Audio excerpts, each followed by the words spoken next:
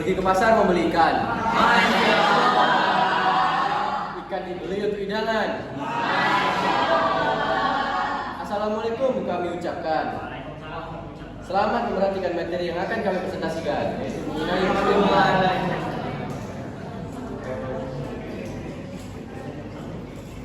Baik, jadi di sini kami selaku kelompok 11 dan kelompok 12 ingin mempresentasikan materi dari bagian kelompok kami yang telah kami diskusikan, yaitu mengenai penelitian public relation yang akan diawali dengan definisi dari penelitian PR yang akan dibawakan oleh presenter pertama, yaitu Najwa. Kepada Najwa dipersilakan. Assalamualaikum warahmatullahi wabarakatuh.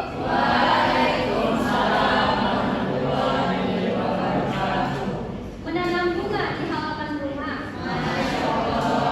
Bunga mekar indah warnanya. Jangan khawatir, jangan resah, presentasi ini gak akan lama. Perkenalkan, saya Nazwa Fatira dari kelompok 12 akan menerangkan tentang materi pertama, yaitu pengertian dari riset public relation. Riset itu berasal dari kata Yunani, yaitu re, lagi, dan career artinya mencari.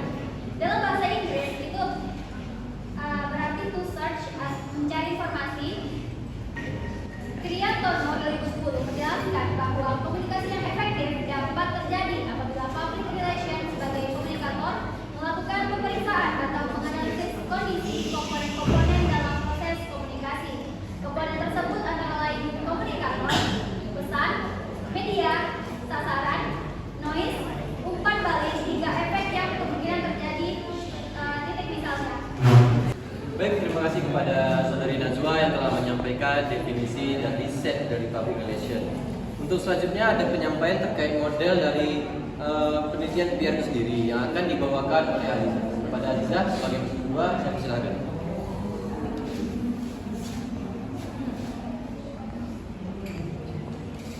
Duduk santai di tengah taman. Lihat gadis sedang berkeluyuran. Selamat siang wahai teman, semoga harimu penuh kebaikan. Assalamualaikum warahmatullahi wabarakatuh. Baik, saya akan melanjutkan penjelasan dari Najwa. Selanjutnya itu ada model penelitian public relation. Nah, sebuah penelitian merupakan suatu kegiatan yang dilakukan secara sistematis. Oleh karena itu, dalam pelaksanaannya, kegiatan penelitian ini memiliki langkah-langkah sebagai proses kerjanya. Nah, berikut adalah tahapan-tahapan dari model penelitian public relation. Yang pertama itu adalah fact-finding research. Jadi pada tahapan ini dilakukan penemuan fakta di lapangan atau hal-hal yang berkaitan dengan opini, sikap dan reaksi publik dan dengan kebijaksanaan pihak organisasi atau perusahaan yang bersangkutan. Lalu ada planning and programming, itu tahapan perencanaan dan penyusunan program kerja merupakan upaya yang dilakukan untuk menentukan langkah selanjutnya yang sejalan dengan kepentingan publik. Dalam melaksanakan programnya, kegiatan public relation harus mencakup 7 komunikasi public relation, yaitu ada credibility, konteks, konten, kejelasan, continuity, and kesinambungan dan konsistensi. Lalu ada channels dan kapasitas audiens. Lalu selanjutnya ada communication. Proses ini merupakan tindak lanjut setelah melakukan perencanaan. Public relation harus bisa melakukan tindakan berdasarkan rencana matang yang sudah dibuat. Selanjutnya itu yang terakhir ada evaluation. Evaluasi merupakan tahap penilaian hasil dari riset awal hingga perencanaan program, serta keefektifan dari proses manajemen dan bentuk komunikasi yang digunakan. Baik, terima kasih kepada Aliza yang telah menyampaikan model penelitian PR hingga langkah proses kerja PR yang dimana ada fact finding research, planning and programming, communication, dan evaluation. Nah, untuk selanjutnya itu ialah akan dibahas dan jelaskan terkait jenis-jenis penelitian public relation yang akan dibawakan oleh Saudara Renius. Pada Renius, waktu yang tepat dipersilakan. Telepon kopi di pagi hari. Masya Allah. Ke toko perhiasan membeli emas. Selanjutnya kami bawakan sebuah materi. Jenis penelitian di dalam emas. Baik, saudara kita akan melanjutkan materi kita mengenai jenis-jenis penelitian yang ada di dalam public relations atau humas. Yang pertama, seperti yang Anda lihat di layar belakang, adalah penelitian opini publik. Penelitian opini publik adalah penelitian untuk berusaha menjawab tentang apa sih yang orang-orang pikirkan tentang organisasi atau perusahaan. Yang berikutnya ada penelitian atau analisis mengenai citra atau image analysis.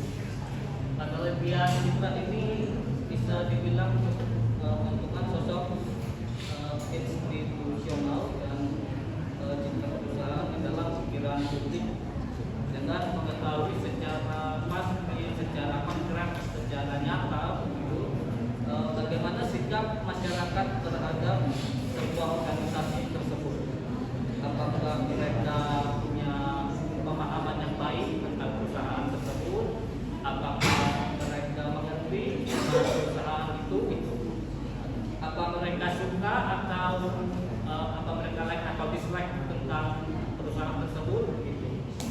Tentang reputasinya bagaimana, perusahaan itu bagaimana, tentang pelayanannya, harganya, maupun prakteknya juga. Dari dalam pengertian citra kita mengenal ada citra baik, citra buruk, sangat dikenal dan kurang populer di masyarakat. Berikutnya ada penelitian motivasi. Penelitian motivasi ini memahami secara pasti mengapa publik itu menguji atau mencela sebuah perusahaan atau industri ini melakukan ini dari perusahaan akan melakukan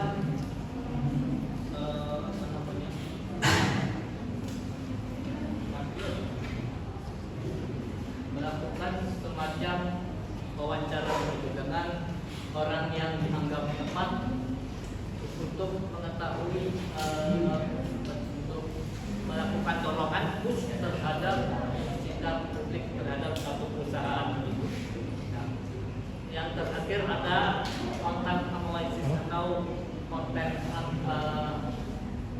analisis ini berbicara mengenai apa sih yang dipublikasikan, apa sih yang disiarkan, apa yang diberitakan tentang diri perusahaan tersebut. Oke, baiklah, terima kasih kepada Renius setelah menyampaikan jenis-jenis dari penelitian PR yang ada.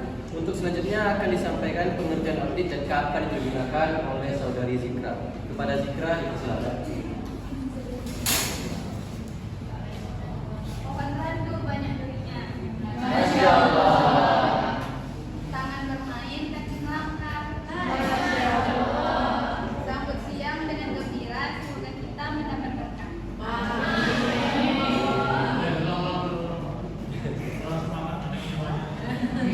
Tiba.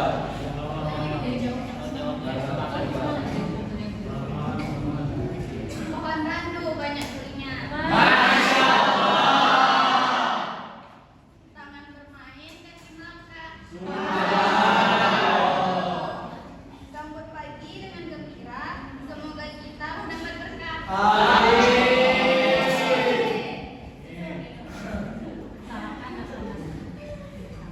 Baik, kemudian saya akan menjelaskan definisi dari audit PR. Audit PR adalah studi komprehensif yang dilakukan untuk menyelidiki posisi dan kondisi PR sebuah organisasi baik secara internal maupun eksternal terhadap pandangan publik kepada PR. Maka izinkanlah saya untuk berpantun menanyakan apakah ada dari teman-teman sekalian yang ingin bertanya kepada kelompok kami. Dengan tetangga lebih baik anaknya. Lebih banyak elit sambil minum susu. Adakah rekan-rekan yang ingin bertanya, agar kita sama-sama bertambah tahu. Bagi yang bertanya dipersilahkan. Assalamualaikum warahmatullahi wabarakatuh. Waalaikumsalam warahmatullahi wabarakatuh. Perkenalkan, saya Gus Rangga Pratama dari kelompok 11 ingin bertanya kepada kelompok 12 terkait jenis-jenis penelitian public relation. Nah, di situ kan ada beberapa 4 kalau nggak salah yang sudah dijelaskan oleh Eren. Dari keempat itu, mana yang lebih unggul atau efektif digunakan untuk aktivitas penelitian public relation? Sekian, terima kasih. Baik, terkait pertanyaan dari saudara Rangga akan dijawab oleh materi yang bernama Citra. Pada Citra dipersilakan.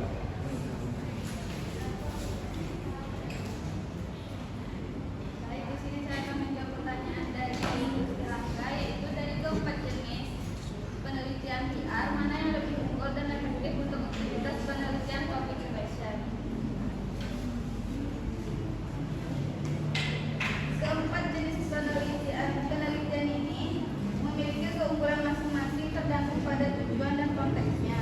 Namun untuk aktivitas penelitian public relation, penelitian deskriptif dan penelitian explanatory mungkin lebih umum digunakan karena fokusnya pada persepsi dan pandangan masyarakat terhadap perusahaan atau organisasi.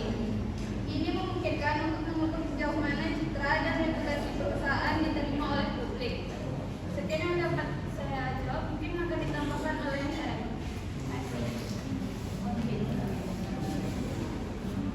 Lanjut melengkapi jawaban dari kopi tadi. Saya akan ya kan tingkat Ya, sama. lanjut. Ya. Sebetulnya kalau bicara soal yang mana yang paling unggul atau yang mana yang efektif, sebenarnya sama-sama sih. Soalnya kan dan semua jenis tadi kan apa ya, sama-sama bisa jadi sudut pandang atau metode kita meneliti di pasar di mana gitu.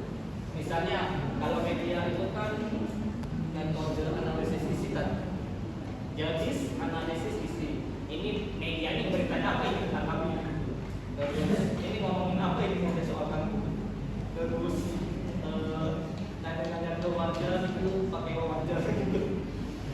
Ya kan? Kita ke warga ini menurut kalian berdasarkan gimana Pak Bu? Ya kan? Setelah hasil wawancara kan kita dapat apa jadi rasanya empat-empatnya sama-sama bisa dipakai gitu. Bukan begitu Pak? Konkret. Ya, bagaimana mungkin saudara Aki Rama tadi ya? Oke, nah, itu jawaban. Ya, ini jawaban dari saya kembalikan ke moderator. Baik, untuk pertanyaan dari saudara Trio dapat kami temukan jawabannya. Yang ingin jawab dipersilakan.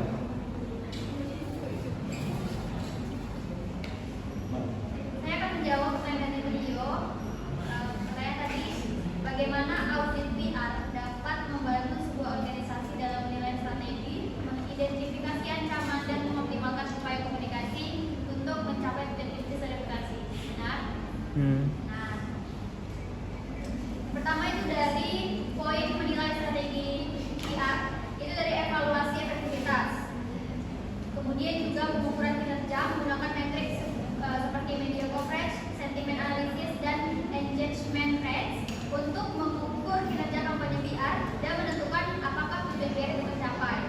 Kemudian mengidentifikasi kesalahan, audit dapat mengungkapkan area di mana strategi komunikasi itu tidak efektif atau tidak selaras dengan tujuan bisnis, sehingga memungkinkan untuk perbaikan yang tepat. Yang kedua, dari poin mengidentifikasi ancaman, yang pertama sekali itu adalah menganalisis SWOT. Kita semua tahu kan SWOT itu apa, strength,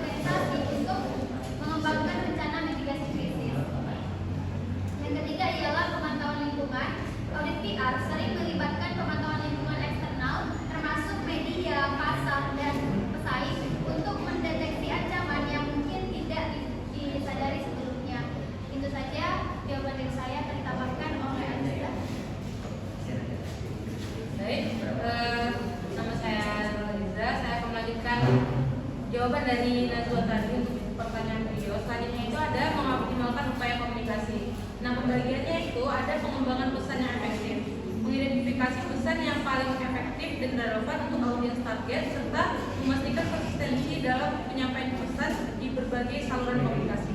Lalu ada penggunaan saluran yang tepat, menganalisis saluran komunikasi yang digunakan dan menilai efektivitas masing-masing saluran dalam menjangkau dan mempengaruhi audiens. Lalu selanjutnya itu ada peningkatan engagement, itu mengidentifikasi cara-cara untuk meningkatkan keterlibatan audiens dalam strategi interaktif dan konten yang lebih menarik. Selanjutnya ada perbaikan berkelanjutan, itu audit PR memberikan umpan balik yang berharga untuk perbaikan berkelanjutan, memastikan bahwa strategi komunikasi selalu disesuaikan dengan perubahan kondisi pasar dan kebutuhan audiens. Mungkin sudah habisnya pertanyaan yang telah kami jawab semuanya. Izinkan saya berpantun untuk dapat menutupi presentasi dari kelompok kami ini. Pergi ke kota sama papi mami. Masya Allah. Tak tahu arah, tersasar di perumahan. Astagfirullah. Berakhirlah sudah materi presentasi dari kami. Mohon maaf bila terdapat kesalahan. Assalamualaikum warahmatullahi wabarakatuh.